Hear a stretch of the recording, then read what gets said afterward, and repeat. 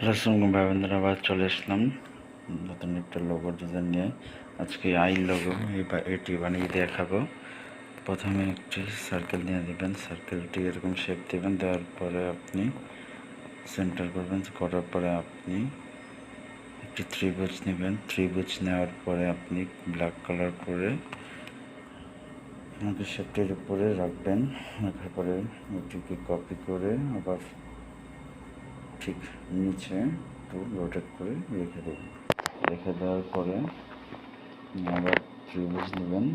এখন colour white নেবেন, নেওয়ার পরে আপনি এইভাবে অ্যাডজাস্ট করে নেবেন, দুই সাইডে দুইটি দিয়ে রাখবেন। তারপর ক্রপ মার্চ করে ফেলবেন। মার্চ করে ফেলার পর ব্ল্যাক, আমার এই কালার পছন্দ না, আমি এখন যাবো গ্রেডিয়েন্ট কালার। গ্রেডিয়েন্ট, হ্যাঁ এই কালারটি পছন্দ হয়েছে।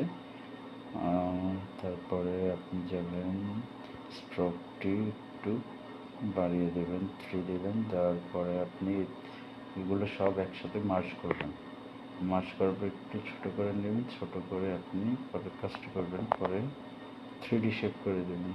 3D শেপে আমি 6 6 5 দিলাম।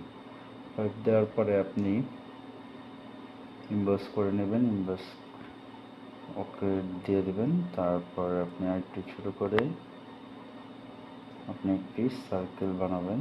সার্কেল বানানোর পরে আপনি এটির কালার সিলেক্ট করবেন, যে কালারটি পছন্দ সার্কেলের এই কালার দিবেন। তার আগে আমি একটু শেপ দিয়ে নিচ্ছি।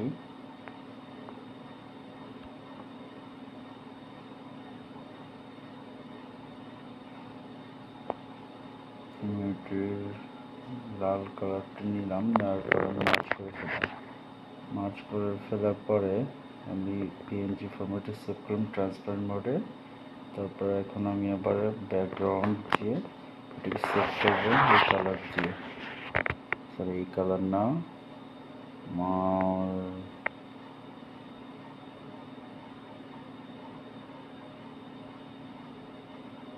আপনার যে কালারটি পছন্দ, দেখতে ভালো লাগে ওই কালারটি দিবেন। আমি এই কালারটি দিলাম, একটু ফুটেও রয়েছে, তো এটাই দিব।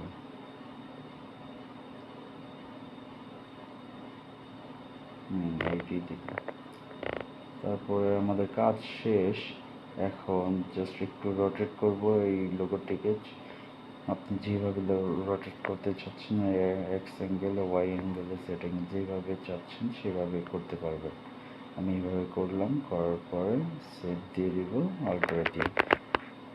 তারপরে আমাদের ভিডিও একেবারে শেষ। এখন আপনি গ্যালারিতে গিয়ে লোগো ডিজাইনটি দেখবেন। আশা করি ভিডিওটি ভালো লেগেছে। ভালো লেগে থাকলে অবশ্যই চ্যানেলটি সাবস্ক্রাইব করে ফেলবেন আর বেল আইকনটি প্রেস করে রাখবেন। আবার দেখা হবে নতুন একটি ভিডিও নিয়ে। ততক্ষণ বাই।